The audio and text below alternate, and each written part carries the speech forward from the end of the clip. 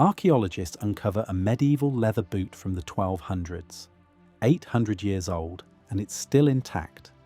The stitching holds, the leather flexes, and you can still see the craftsman's tooling marks. Now think about your modern leather jacket. 2 winters, maybe 3, and it's cracking at the elbows, the colour's fading, and those expensive seams are splitting. What did medieval craftsmen know that we've completely forgotten? Today, you'll discover the 3 lost secrets that made medieval leather virtually indestructible. Time, materials, and methods that modern industry abandoned for profit. Here's where everything went wrong. Medieval leather took 6 to 18 months to create. Your modern leather jacket? 24 hours from raw hide to finished product. That's not progress, that's destruction. Let me explain why time was everything. Medieval tanners used vegetable tanning with oak bark and chestnut wood. These natural tannins didn't just coat the leather's surface like modern chemicals. They slowly penetrated every single fibre over months of soaking and processing. Think of it like marinating meat, but instead of hours, they're talking about entire seasons. The oak bark contained 8 to 20% tannins. These weren't just preservatives, they were molecular architects. Each tannin molecule would find a collagen fibre in the hide and create a permanent chemical bond. But here's the crucial part. This process couldn't be rushed. The tannins needed time to migrate through the thick hide, finding every fibre, creating bonds that would last centuries. Medieval tanners worked with seasonal cycles. They'd start the process in autumn when the bark's tannin content was highest. Through winter, the slow chemical reactions continued in cool temperatures that prevented the hide from rotting while allowing the tannins to work their magic. By spring, they had leather that was fundamentally different at the molecular level, but oak bark was just the beginning.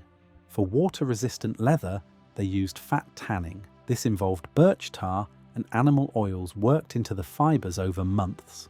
The craftsman would massage these oils deep into the leather, creating waterproof barriers that lasted centuries. Russian leather, famous across Europe, used birch tar that gave it that distinctive smell and incredible water resistance. The fat tanning process was particularly clever. They'd alternate between oil treatments and drying periods, allowing the fats to penetrate deeper with each cycle. The leather would actually improve with age as the oils migrated and settled into the perfect molecular arrangement.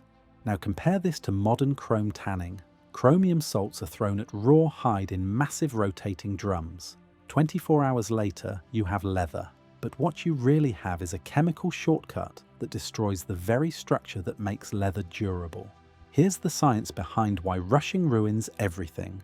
Collagen, the protein that gives leather its strength, exists in long, complex chains.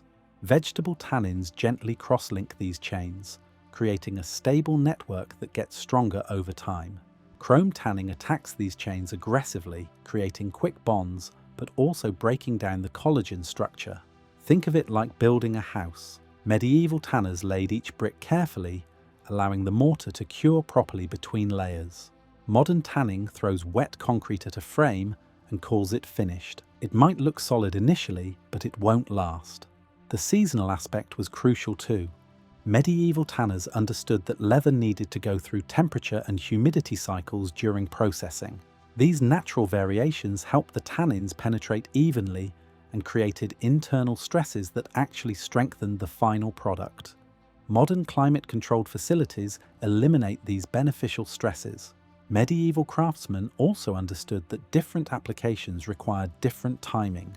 Shoe leather might need 12 months of oak bark tanning for durability. Glove leather used alum tanning for flexibility, but still took months of careful processing.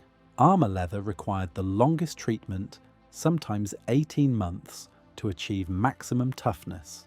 The fat tanning for water resistance was equally time-intensive. They'd work birch tar and animal fats into the leather over multiple months, building up layers of protection.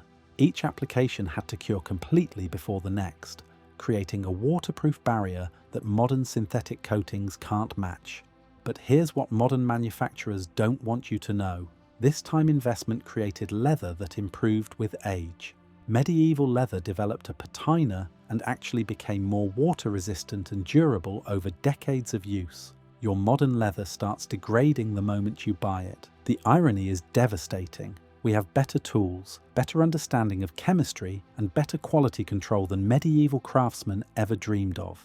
But we've chosen speed over durability, creating leather that's designed to fail so you'll buy more.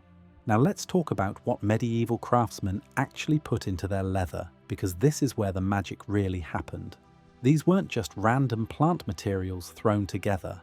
Medieval tanners had discovered nature's own chemistry lab, and they knew exactly which ingredients created leather that could outlast empires. Oak bark was the foundation, but not just any oak bark. Medieval tanners harvested bark in spring when the sap was rising, because that's when tannin content peaked at 20%. They'd strip bark from young oak trees, grind it into specific particle sizes, and age it for months before use. The tannins in oak bark, particularly gallatannins, created incredibly stable molecular bonds with collagen fibers, but different regions developed their own secret weapons. In southern Europe, chestnut wood was the gold standard. Chestnut tannins penetrated deeper than oak and created a more flexible final product. Spanish leather makers guarded their chestnut sources like military secrets, because the wood from specific valleys produced superior results. Sumac was another crucial ingredient, especially for fine leathers. The leaves and shoots contained condensed tannins that worked differently than oak bark tannins. While oak created strong, rigid bonds, sumac tannins allowed for flexibility while maintaining strength. Medieval glove makers in Italy would pay premium prices for high-grade sumac because it produced leather soft enough for nobility's hands. Willow bark brought its own properties to the mix. It contained salicin, the same compound that gives aspirin its anti-inflammatory properties. In leather, this prevented bacterial decay and added a natural preservative quality that kept the leather stable for centuries. English tanners combined willow with oak in precise ratios that varied by season and intended use. The fat tanning materials were equally sophisticated. Russian leather used birch tar, but not just any birch tar. They'd harvest bark from birch trees that grew in specific soil conditions, then process it through controlled burning that created tar with the perfect molecular weight. This tar didn't just sit on the surface, it bonded chemically with the leather fibers, creating waterproof barriers at the molecular level. Animal fats weren't random either. Medieval tanners preferred fats from animals that grazed on specific plants. Sheep that fed on highland grasses produced fats with different fatty acid profiles than lowland sheep. These subtle differences affected how the fats penetrated and bonded with the leather fibers. Here's where it gets really interesting. Medieval tanners understood pH chemistry centuries before scientists had names for it. They used natural indicators like red cabbage juice to test their tanning solutions. Oak bark solutions naturally created the perfect slightly acidic environment that allowed tannins to bond without damaging collagen structure. Compare this to modern chrome tanning, which uses chromium sulfate salts that create a highly alkaline environment. This alkaline chemistry breaks down collagen bonds even as it's trying to preserve the leather. It's like trying to build a house while simultaneously tearing down the foundation. The regional variations tell the real story. Cordovan leather from Spain used a specific combination of sumac and local oak that created leather so fine it was reserved for royalty.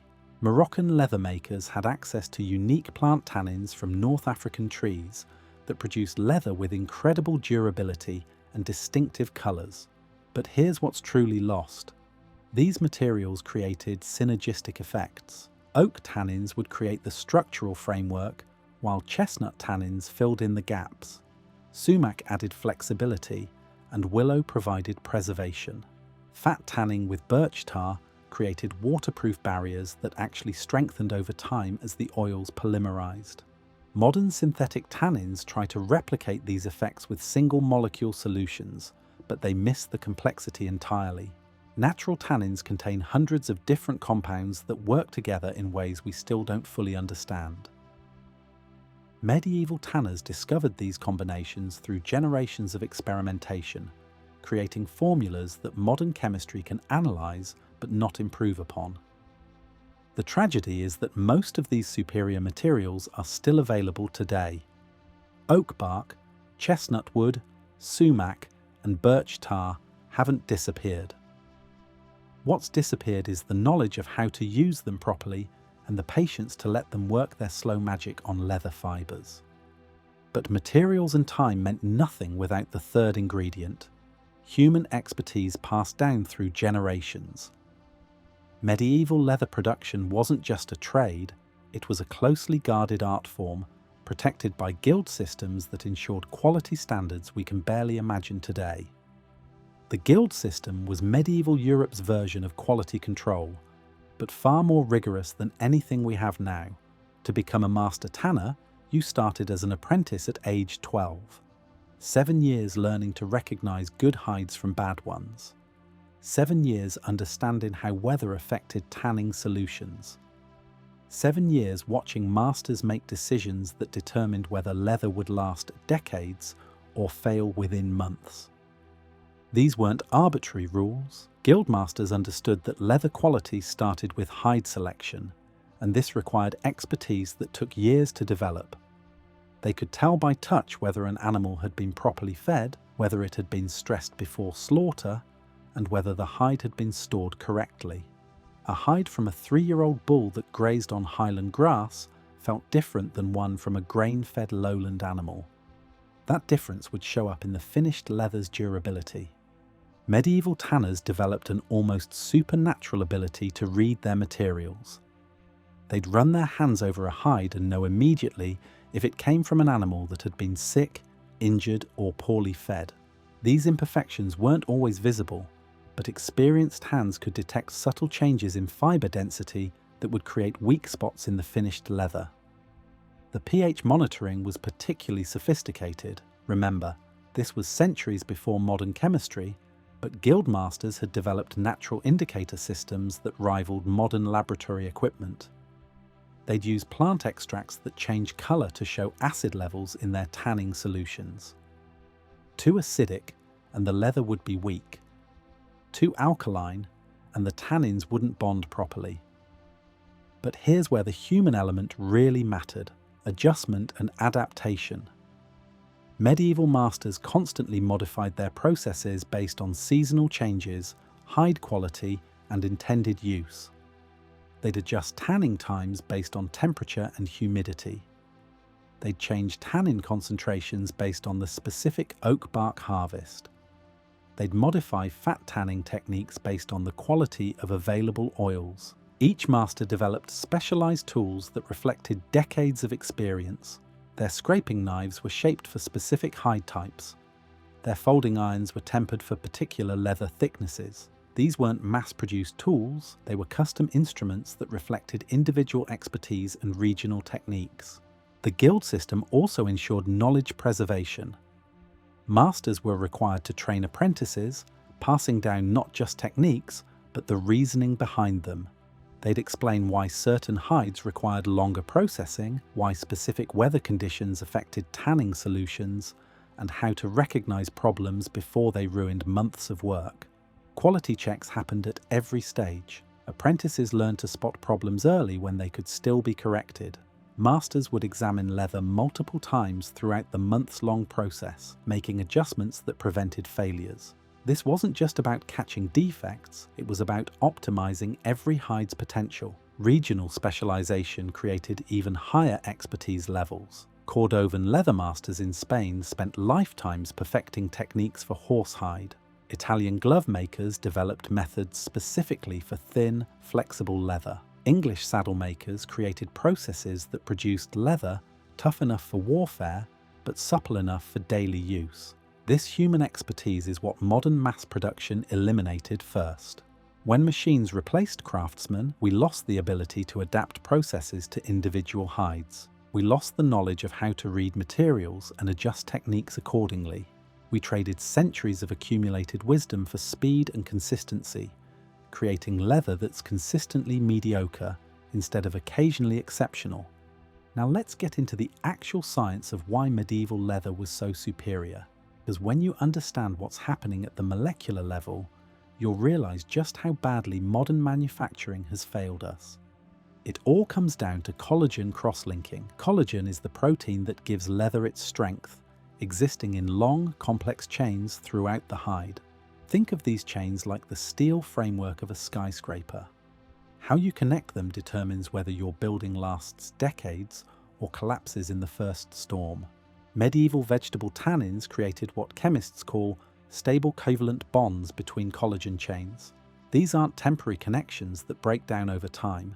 They're permanent molecular bridges that actually get stronger as the leather ages. Oak bark tannins, particularly the gallotannins, would find collagen molecules and link them together in three-dimensional networks that could withstand incredible stress. Here's the beautiful part. This process was self-reinforcing. As more tannin molecules bonded with collagen chains, they created additional binding sites for more tannins.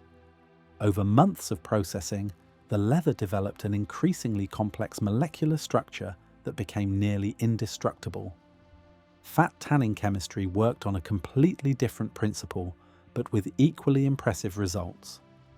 When medieval tanners worked birch tar and animal oils into leather fibers, they weren't just coating the surface.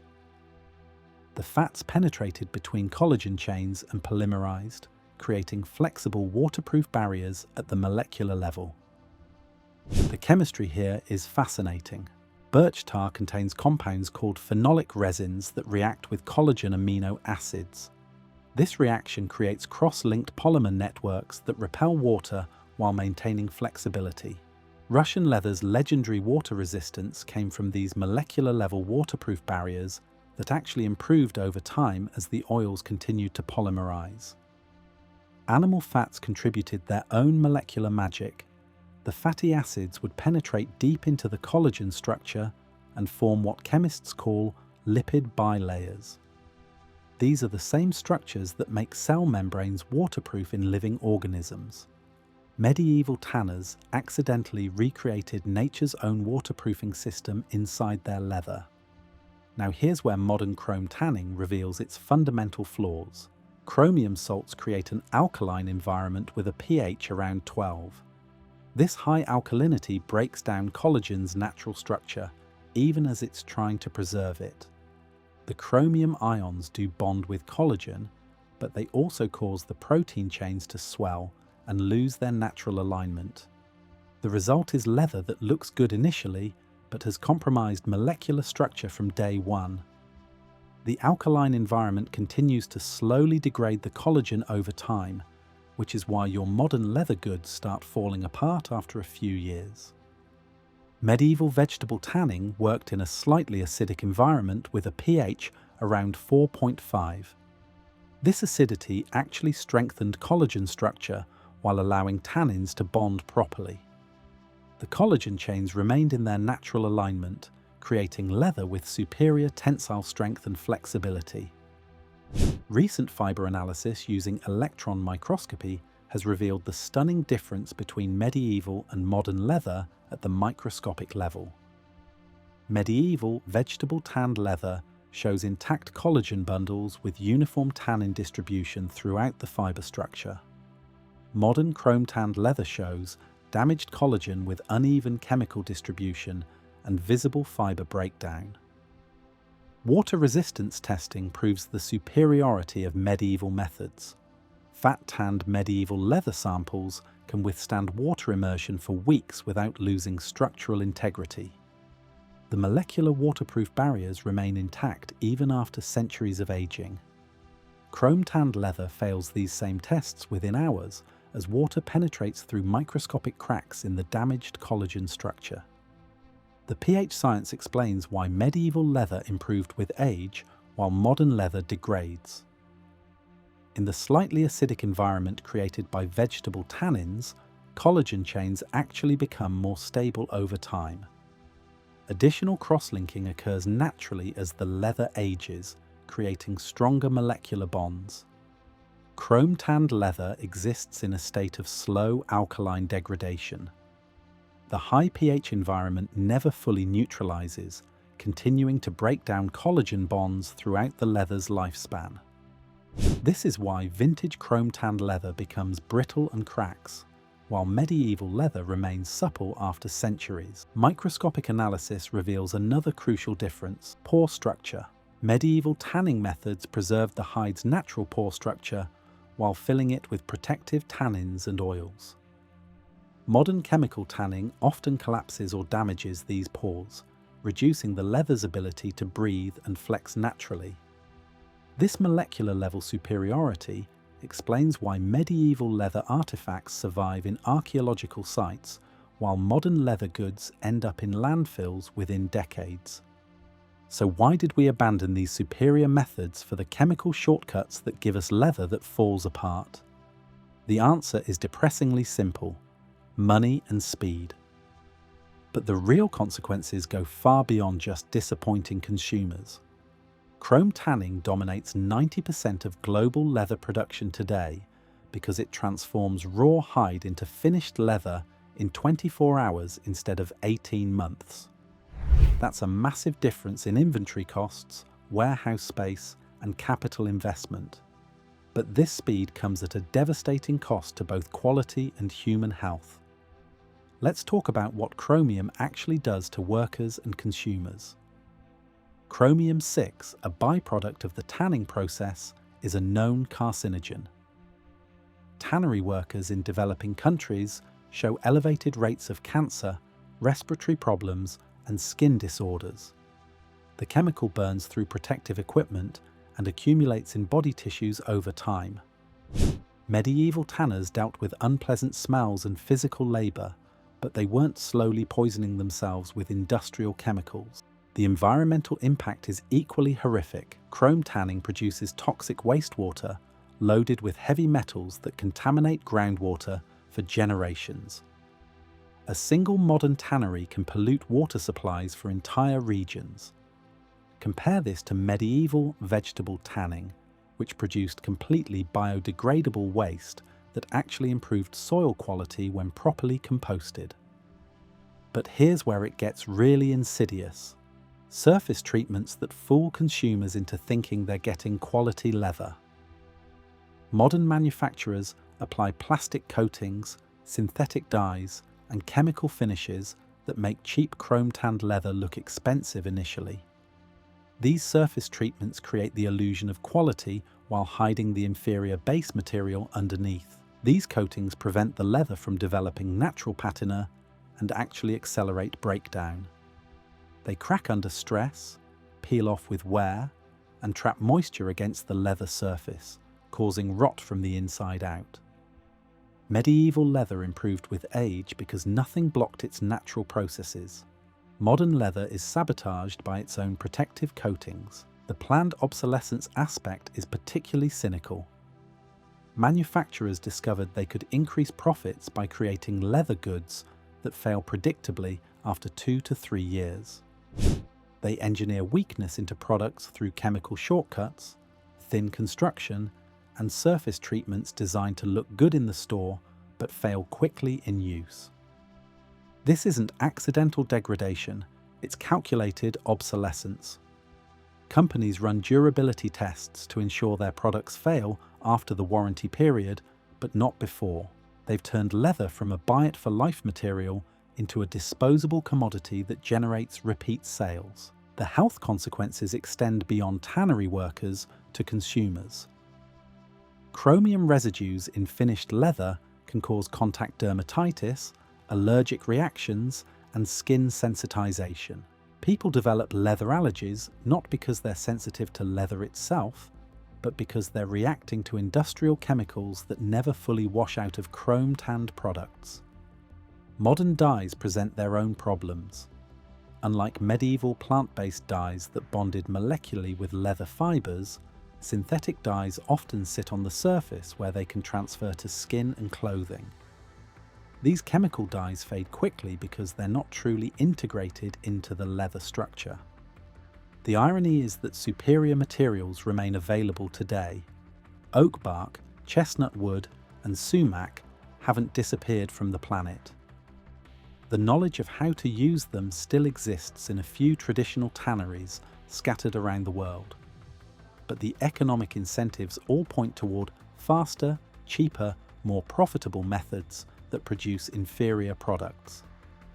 Some luxury brands have started returning to vegetable tanning, but they charge premium prices that put quality leather out of reach for most consumers.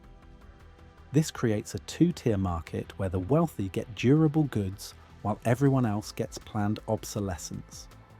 The industry won't voluntarily return to superior methods because chrome tanning is too profitable. The infrastructure, supply chains, and business models are all built around chemical shortcuts. Changing would require massive capital investment and patience that shareholders won't tolerate. Environmental regulations could force change, but leather lobbying groups fight any restrictions on chrome tanning. They argue that alternatives are too expensive or too slow, ignoring the fact that medieval methods produced superior results for centuries before chrome was even discovered. The tragic result is that we've created a world where our ancestors' everyday leather goods outlast our modern luxury items by centuries, all in the name of efficiency and profit. Here's what you need to remember. Medieval leather lasted centuries because time and natural materials created permanent chemical bonds that actually strengthened over time. Modern shortcuts sacrifice this durability for speed and profit, giving you leather that's designed to fail. If you want leather goods that last decades instead of seasons, look for vegetable tanned leather. Yes, it costs more upfront, but it's actually cheaper when you calculate cost per year of use. Next week, I'll show you exactly how to identify quality leather in modern markets and avoid the marketing tricks that fool most consumers.